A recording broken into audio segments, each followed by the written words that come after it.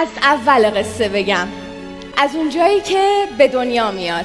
هنوز بیمارستانه، تماس میگیرن و میگن بچه دختره یا پسره. مامانش میگه که خدا رو شکر سالمه ها، دختره. بعد میگن دخترم خوبه ها، آره سلامتی مهمه، ولی کاش حالا ایشالا اب نداره بچه بعدیش پسر میشه، دخترمون بزرگتر میشه. یه روز میریم براش اسباب بازی بخریم، میره از بین قفسه ها یه ماشین آبی خوشگل برمیداره. میاد بهش میگیم که برو یه اسباب بازی دخترونه بردار. بزرگتر میشه میگه مامان علی رو باشگاه ثبت نام کردن، میشه منم برم یه ورزش ثبت نام کنم؟ میگیم نه مامان جان، تو یا طراحی یا گلدوزی یا خیاطی، یکی از اینا رو خودت انتخاب کن. بزرگتر میشه میگه مامان من میخوام پرواز کنم، فضا رو دوست دارم، میخوام خلبان بشم. میگیم دخترم شما باید پرستار بشی، اگه پرستاری نشد اشکالی نداره معلم میشی. میگیم حداقل بذارید مهندسی بخونم. میگیم دختر رو چه به عدد و رقم. ولی چی میشه؟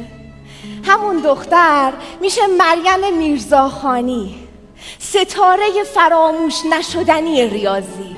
همون دختر میشه انوشه انصاری، دختری که با هزینه خودش به فضا سفر کرد. همون دختر میشه فروغ فرخزاد و از عشق و زن میگه. همون دختر میشه پروین اعتصامی، بانوی ماندگار شعر فارسی.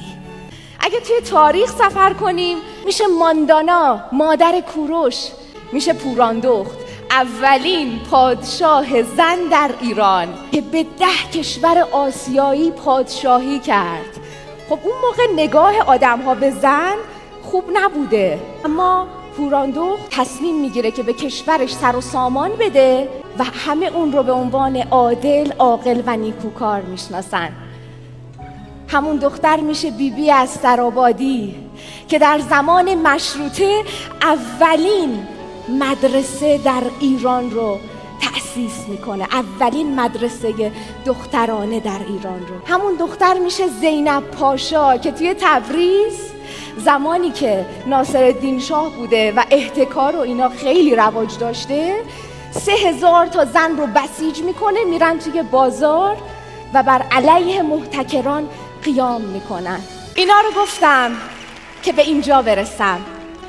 دنیا به زنان قوی نیاز داره، دنیا به شما نیاز داره. متشکرم.